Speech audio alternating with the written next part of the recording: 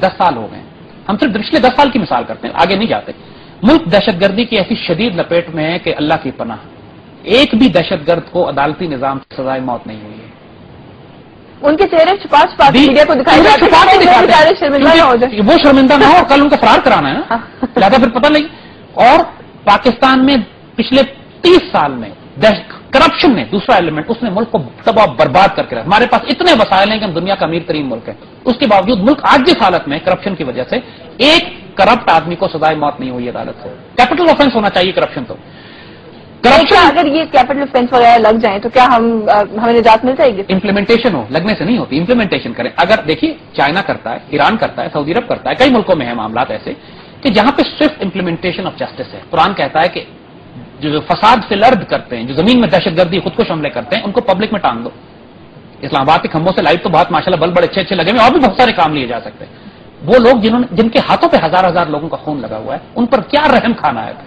और वो आदमी कि जिसकी करप्शन की वजह से पूरा मुल्क का तबाह बर्बाद हो गया है, उन पर रहम खाने की क्या जरूरत है?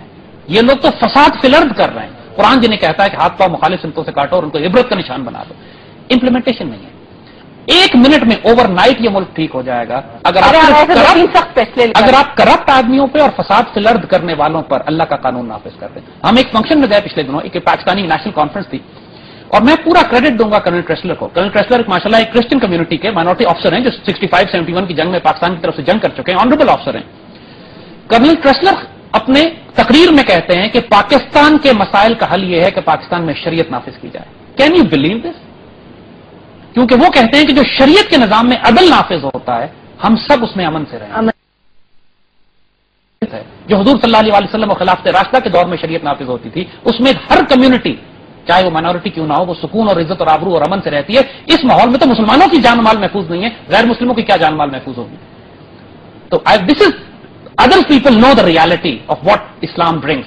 हमारे ही हुक्मरान इतने मुनाफिक हैं, हमारे ही उलमाए सू जब बढ़ जाते हैं माशरे में उलमाए हक से, जब वैसे उलमा के जो दरबारी उलमा होते हैं, वैसे वो कि जो बादशाह वक्त इन्हें खरीद लेता है। तारीख भरी हुई है उलमाए हक और उलमाए सू से। उलमाए हक स्टैंड लेते हैं, कोड़े खाते हैं, मार खाते हैं, लेकिन हक की खातिर स्टैंड लेते हैं। उलमाए सू निशानी यही है कि वो तमाम उलमा जो बादशाहों के दरबारों में होते हैं वो उलमाए सू हैं, और वो तमाम बादशाह जो उलमा के दरवाजों पे खड़े होते हैं वो उलमाए हक होते हैं। और ऐसे उलमा हैं लेकिन थोड़े हैं, यही प्रॉब्लम है। और इसी वजह से उम्मत का बिगाड़ शुरू होता है। उम्मत का बिगाड़ उसी वक्त होता है जब उसके हुक्मरान और उसके उलमा बिगड़ जाते हैं।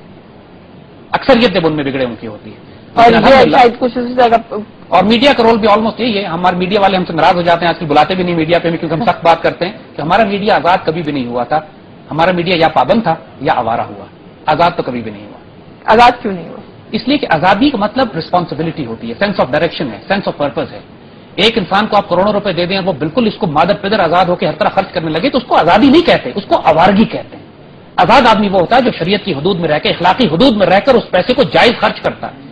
इसी तरह अगर मीडिया अपनी आजादी को जायज इस्तेमाल करे, इस कौम को एक सिम्त दे, एक डायरेक्शन दे, डेफिनेटली एग्री विद यू कि डेफिनेटली तो फिर रिस्पॉन्सिबिलिटी जो है, रिस्पॉन्सिबिलिटी नहीं, जिम्मेदारी जो है वो सबसे ज्यादा अहम है। अभी हम बात करते हैं, आपने दहशतगर्दी के हवाले से बात की, आपने कहा कि शदीद लहर दहशतगर्दी का, जानो माल की हिफाजत की बात की। थोड़े दिन पहले भी अखबारात में भी रिपोर्ट्स आई, ISI के एक रिटायर्ड ऑफिसर पहले किडनैप होते हैं, उसके बाद फिर किस तरह से उनकी लाश यहाँ पर लेके आई जाती है। कौन से फैक्टर्स इन प्ले हैं वहां पे? पहली बात तो ये कि मैं इस बात पे बड़ा एतराज करूंगा कि बार बार उनको सेंसेशनलिज्म, ISI के पुराने ऑफिसर खालिद ख्वाजा हमारे भी दोस्त है, मेरे बड़ा रिस्पेक्ट, मुझे बड़ा दुख है उनकी शहादत का, बड़ी मफरत मैंने उनके अल्लाह ताला से दुआ की उनके लिए।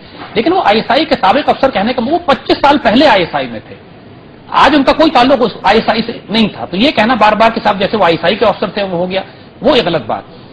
दूसरी बात ये कि उनको अगवा करने वाला जो ग्रुप है वो अपने आप को एशियन टाइगर्स कहते हैं। मैं वही ये मतलब हमने बहुत से नाम सुने थे, ये नाम एशियन टाइगर्स कहां से है? और एशियन टाइगर तो एक सेकुलर नाम है बिल्कुल, और ये नाम बिल्कुल मिलता है तमिल टाइगर्स से। उन्हीं के कोई भाई बहन है, उन्हीं के भाई हैं, वही ग्रुप है, वही फंडेड लोग हैं, यही वो लोग। एशियन टाइगर्स ही वो ग्रुप है जिसने श्रीलंका की क्रिकेट टीम पे हमला किया था। एशियन टाइगर्स ही वो ग्रुप है जिसने GSU पे हमला किया था, और एशियन टाइगर्स ही वो ग्रुप है जिसने 2002 में ऑगस्टा सबमरीन प्रोजेक्ट पे कराची पे हमला किया था।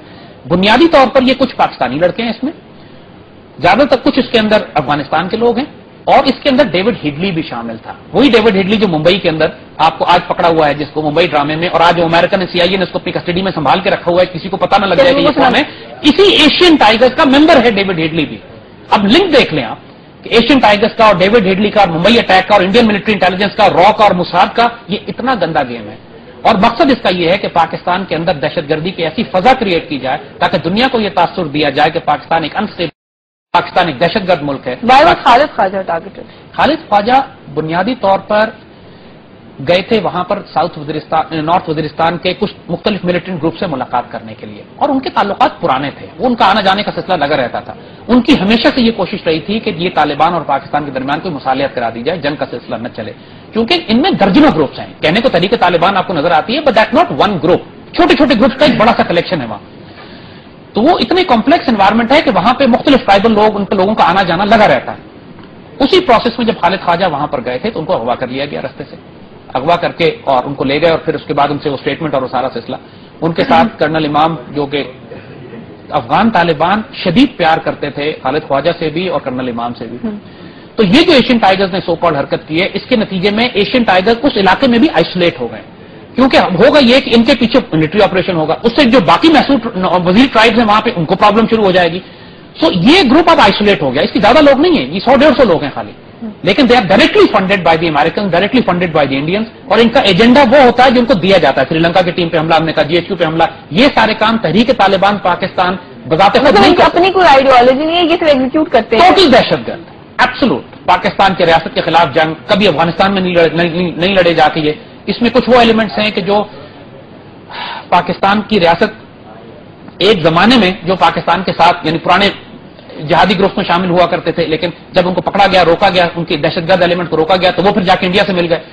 ایک کرپٹ گروپ ہے، ایک فلتھی گروپ ہے، جس نے جو اس وقت پاکستان میں جتنی خودکش حملے ہوئے ہیں اس میں ان کا بڑا ہزاروں لوگوں کا خون ان کے ہاتھوں پہ لگا ہوا ہے.